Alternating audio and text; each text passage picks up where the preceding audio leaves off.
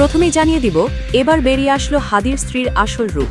হাদির স্ত্রীকে নিয়ে চাঞ্চল্যকর তথ্য। প্রশাসনের ভেতরে লুকিয়ে থাকা মুখে মাস্ক, মাথায় হেলমেট পরা রয়ের ১০৩ জন সদস্যের গোপন টিম হাদিকে পৃথিবী থেকে সরিয়ে দেবার পর এখন টার্গেট জাবের এবং হাদির স্ত্রী। অনুসন্ধানে বের হয়ে এলো চাঞ্চল্যকর তথ্য। জানাবো, ক্ষমতায় যেতে হাসিনাকে দেশে ফেরানো সহ ভারতের সাথে যে গোপন ৩ চুক্তি বিএনপির, প্রকাশ্যে গোপন নথি, এবং সবশেষে দেখবেন নির্বাচনের আগেই টার্গেট করা হতে পারে তারেক রহমানকে, পোড়ানো হবে ব্যালট ও ভোট কেন্দ্র। গোয়েন্দা প্রতিবেদনে ভয়ঙ্কর ষড়যন্ত্র ফাঁস। অনেকেরই ধারণা ছিল পর্দার আড়ালে থাকা হাদির স্ত্রী হয়তো বাইরের দুনিয়া সম্পর্কে তেমন কিছুই বোঝেন না, একেবারেই সাদাসিধে একজন নারী। কিন্তু বাস্তবতা সেই ধারণাকে পুরোপুরি ভেঙে দিয়েছে। আজ সেই পর্দানেশীর নারী বাঘিনীর বেশে প্রশাসনকে যেভাবে নাকানি চুবানি খাওয়াচ্ছেন, তা দেখে তাবর তাবর কর্মকর্তাদেরও ঘাম ছুটে যাচ্ছে। স্বামী হারানোর শোককে শক্তিতে রূপ দিয়ে তিনি যখন হুঙ্কার দেন, তখন ঘরের শত্রু হোক কিংবা বাইরের শত্রু, সবার গদিই কেঁপে ওঠে। হাদির স্ত্রী প্রমাণ করে দিয়েছেন, পর্দা মানেই দুর্বলতা নয়, বরং পর্দা এমন এক বারুদ যা জ্বলে উঠলে কাউকেই রেহাই দেয় না। বর্তমানে হাদির স্ত্রী রাবেয়া ইসলাম শম্পা একদিকে ১০ মাসের দুধের শিশুকে আগলে রাখছেন, অন্যদিকে প্রশাসনের বাঘা বাঘা কর্তাদের দৌড়ের উপর রাখছেন। যমুনার সামনে যা ঘটেছে তা স্বাধীন দেশের ইতিহাসে এক চরম লজ্জার অধ্যায় হয়েই থাকবে। দিনটি ছিল রণক্ষেত্র, সময় বিকেল ৪টা। তেজগাঁওয়ের মেন্টো রোডে অবস্থিত রাষ্ট্রীয় অতিথি ভবন যমুনা, যেখানে বর্তমানে প্রধান উপদেষ্টা অবস্থান করছেন, সেখানেই শহীদ ওসমান হাদির বিচার দাবি জানিয়ে জাতিসংঘে চিঠি পাঠানোর আহ্বান জানিয়ে অবস্থান নেন তার স্ত্রী রাবেয়া ইসলাম শম্পা। কিন্তু প্রশাসন তার সঙ্গে যে অমানবিক আচরণ করেছে, তা শুনলে যে কোনো মানুষের বিবেক কেঁপে ওঠার কথা। বিকেল ৪টা থেকে রাত ১২টা পর্যন্ত টানা ৮ ঘণ্টা তিনি সেখানে বসেছিলেন। এই দীর্ঘ সময়ে তাকে এক ফোঁটা পানীয় পান করতে দেওয়া হয়নি। বাইরে থাকা তার সহযোদ্ধারা বারবার পানির বোতল নিয়ে ভেতরে ঢোকার চেষ্টা করলেও যমুনার গেটে থাকা পাষাণ প্রহরীরা সেই পানি ভেতরে প্রবেশ করতে দেয়নি। একজন তৃষ্ণার্ত নারীর সামনে পানির বোতল আটকে রাখা কোনো সভ্য রাষ্ট্রের প্রশাসনের কাজ হতে পারে না। প্রচণ্ড গরম আর তৃষ্ণায় তার গলা শুকিয়ে কাঠ হয়ে গিয়েছিল, তবুও তিনি নিজের অবস্থান থেকে নড়েননি। প্রশাসনের কর্তাদের ধারণা ছিল পানির কষ্ট দিলেই হয়তো এই নারী মাঠ ছেড়ে চলে যাবেন। কিন্তু তারা জানতেন না, এই নারী কোনো সাধারণ নারী নন, তিনি শহীদ ওসমান হাদির যোগ্য সহধর্মিণী। নিষ্ঠুরতার এখানেই শেষ নয়, বরং এর চেয়েও ভয়াবহ ঘটনা ঘটেছে তার ১০ মাস বয়সী শিশুকে ঘিরে। মায়ের সঙ্গে থাকা দুধের শিশু ফিরনাসকে জোর করে মায়ের কাছ থেকে আলাদা করে রাখা হয়। শিশুটিকে অফিসার্স ক্লাবের গেটে টানা ২ ঘণ্টা আটকে রাখা হয়েছিল। একদিকে শিশু মায়ের জন্য কাঁদছে, অন্যদিকে ভেতরে মা সন্তানের জন্য ছটফট করছেন। তবুও প্রশাসনের মন গলেনি। এই ঘটনা না দেখলে বিশ্বাস করাই কঠিন, কতটা অমানবিক হলে একজন মায়ের কাছ থেকে দুধের শিশুকে কেড়ে নিয়ে আলাদা করে রাখা যায়। প্রশ্ন উঠছে, এটা কি কেবল নিরাপত্তা ব্যবস্থার অংশ ছিল, নাকি একজন অসহায় নারীকে মানসিকভাবে ভেঙে দেওয়ার জঘন্য এক সাইকোলজিক্যাল গেম? তারা ভেবেছিল সন্তানকে আটকে রাখা বা পানি না দিলে হাদির স্ত্রী দুর্বল হয়ে পড়বেন, কিন্তু বাস্তবে ঘটেছে ঠিক তার উল্টোটা। এই অমানবিক ঘটনার পর হাদির স্ত্রী আর সাধারণ নারী থাকেন, তিনি হয়ে উঠেছেন এক প্রকৃত বাঘিনী।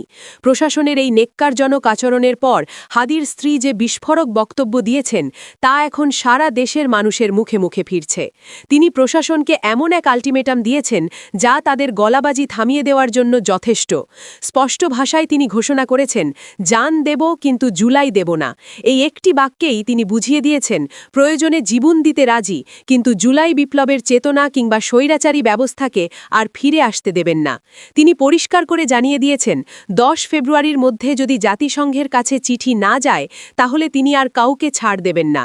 একটি ইমেল বা চিঠি পাঠানোর বিষয়টি নিয়ে প্রশাসন যে নাটক করছে, তার মুখোশ তিনি সবার সামনে খুলে দিয়েছেন। তার বক্তব্য শুনে মনে হয়েছে তিনি যেন প্রশাসনের চোখে চোখ রেখে কথা বলছেন। তিনি জানিয়ে দিয়েছেন, ১০ তারিখের ডেডলাইন পার হলে তিনি যে কঠোর কর্মসূচি ঘোষণা করবেন, তা সামলানোর ক্ষমতা প্রশাসনের থাকবে না। যারা হাদির স্ত্রীকে দুর্বল বা সাধারণ মনে করছেন, তাদের জন্য তার অতীতের কিছু ঘটনা জানা অত্যন্ত জরুরি। এই নারী যে কতটা তেজি ও আপোষহীন, তার প্রমাণ তিনি শুধু আজ রাজপথে দিচ্ছেন না, দিয়েছেন অনেক আগেই। আজ থেকে প্রায় ১৫ দিন আগে, গত ২৪ জানুয়ারি সামাজিক যোগাযোগ মাধ্যমে দেশবাসী এক নজিরবিরহীন ঘটনার সাক্ষী হয়। শহীদ শরীফ ওসমান হাদির মেজ ভাই অর্থাৎ হাদির স্ত্রীর ভাসুর ওমর বিন হাদি ফেসবুকে একটি আপত্তিকর স্ট্যাটাস দেন, যা মুহূর্তেই থেকেই তোলপাড় সৃষ্টি করে। তিনি প্রকাশ্যে লিখেছিলেন, হাদির স্ত্রীকে যে কেউ নিয়ে যাক, শুধু হাদির সন্তানকে যেন তাকে দেওয়া হয়, যাতে সেই শিশুকে দেখিয়ে তিনি যুক্তরাজ্যে সেটেল হতে পারেন। ভাবা যায়, নিজের ভাইয়ের স্ত্রী সম্পর্কে এমন মন্তব্য? উদ্দেশ্য ছিল এতিম ফিরনাসকে সোনার ডিম পাড়া হাঁসের মতো ব্যবহার করে নিজের বিদেশ যাওয়ার পথ পরিষ্কার করা। সরকার যে 1 কোটি টাকা ও বিলাসবহুল ফ্ল্যাট বরাদ্দ দিয়েছিল, সেই লোভে তিনি সামলাতে পারেননি। তার ধারণা ছিল বাচ্চা তার কাছে থাকলেই টাকা আর ফ্ল্যাট দুটোই তার পকেটে যাবে। কিন্তু রাবেয়া ইসলাম শম্পা সেই লোভে এক চুলও পা দেননি। তিনি বাঘিনীর মতো গর্জে উঠেছিলেন ঘরের শত্রুর বিরুদ্ধে।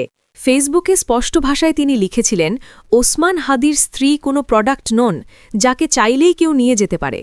তিনি পরিষ্কার করে জানিয়ে দেন, তিনি কারো দয়ায় বাঁচেন না এবং তিনি কোনো পণ্য নন যাকে হস্তান্তর করা যাবে। শুধু তাই নয়, তিনি সরকারের দেওয়া 1 কোটি টাকার ফ্ল্যাটও ফিরিয়ে দেন।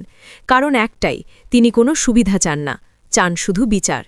যে নারী 1 কোটি টাকার ফ্ল্যাট পায়ে ঠেলে দিতে পারেন, যে নারী নিজের ভাসুরের মতো ঘরের শত্রুকে উচিত শিক্ষা দিয়ে সন্তানের অধিকার রক্ষা করতে পারেন, তাকে কি পানি বন্ধ করে বা পুলিশ দিয়ে ভয় দেখিয়ে দমন করা সম্ভব?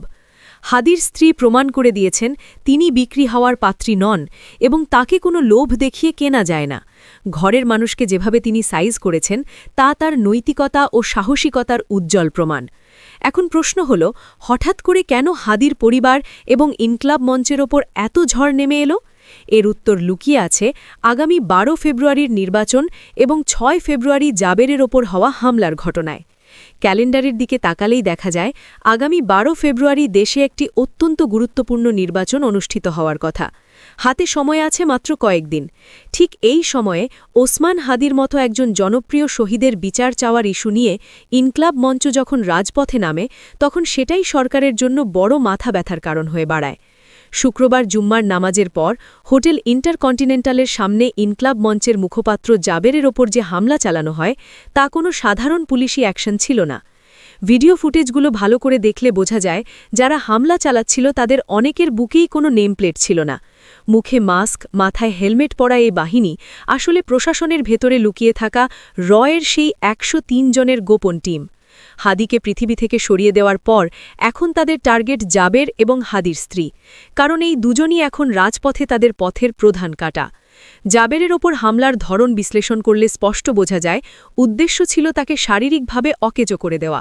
এমনকি সাইবার জগতে গুজব ছড়ানো হয়েছিল যে জাবের গুলিবিদ্ধ হয়েছেন, যাতে ছাত্র জনতা উত্তেজিত হয়ে রাস্তায় নামে এবং দেশে দাঙ্গা পরিস্থিতি সৃষ্টি হয়।